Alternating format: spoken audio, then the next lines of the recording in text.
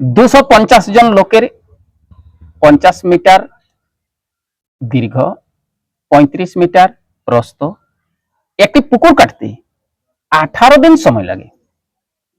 কিন্তু সেই একই গভীর একই পুকুর 70 মিটার দীর্ঘ ও 40 মিটার প্রস্থ বিশিষ্ট 300 জন লোকের কতদিন সময় লাগবে?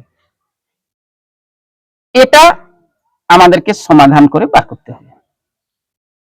তা আমি লিখলাম জন, দীর্ঘ, প্রস্থ এবং সময় বা দিন। জনের নিচে 250 জন, দীর্ঘ 50, প্রস্থ 35 এবং সময় 18 দিন। জনের নিচে 300, দীর্ঘ 70, প্রস্থ 40, সময় x দিন। আমাকে এই x দিনটি বার করতে হবে। অতএব এখানে জনের সাথে সময়ের সম্পর্কটি তুলে ধরতে হবে। জনের সঙ্গে সময়ের দিনের সম্পর্কটি হলো ব্যস্ত সম্পর্ক। যেহেতু 250 জনের সময় লাগে 18 দিন, 300 জনের সময় লাগবে কতদিন? আমরা এখানে বোঝানোর সময় আমাদেরকে এটা বাদ দিতে হবে, এটা আমাদেরকে বাদ দিতে হবে। এখানে বোঝানোর সময় আমাদের দেখতে হবে যে জনের সঙ্গে সময়ের কি সম্পর্ক। অতএব 250 জন সময় লাগবে 18 দিন, 300 জনে সময় লাগবে কতদিন?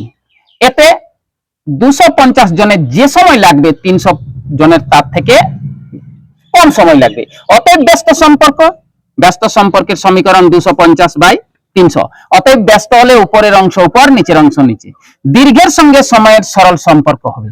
তখন আমাদেরকে এইটুকু বাদ দিতে হবে, এটার সঙ্গে করতে হবে। 50 দীর্ঘ হলে 18 দিন লাগে, দীর্ঘ বৃদ্ধি পেলে সময় বৃদ্ধি পাবে। অতএব দীর্ঘের সঙ্গে সময়ের সরল সম্পর্ক 70/50 মনে রাখতে হবে। আবার এই সম্পর্কটা শেষ হলে প্রস্থের সঙ্গে সম্পর্ক করতে হবে। অতএব 35 দিন প্রস্থ হলে 18 দিন সময় লাগে, 40 প্রস্থ হলে তার থেকে বেশি দিন সময় লাগবে। প্রস্থ বৃদ্ধি পেলে দিন সংখ্যা বৃদ্ধি পায়। অতএব প্রস্থের সঙ্গে সরল সম্পর্ক 40/35। সরল সম্পর্কে হর উপরে এবং লব নিচে যায়। অতএব সমীকরণটি হবে 250/300 গুণিত 70/50 গুণিত 40/35 গুণিত 18।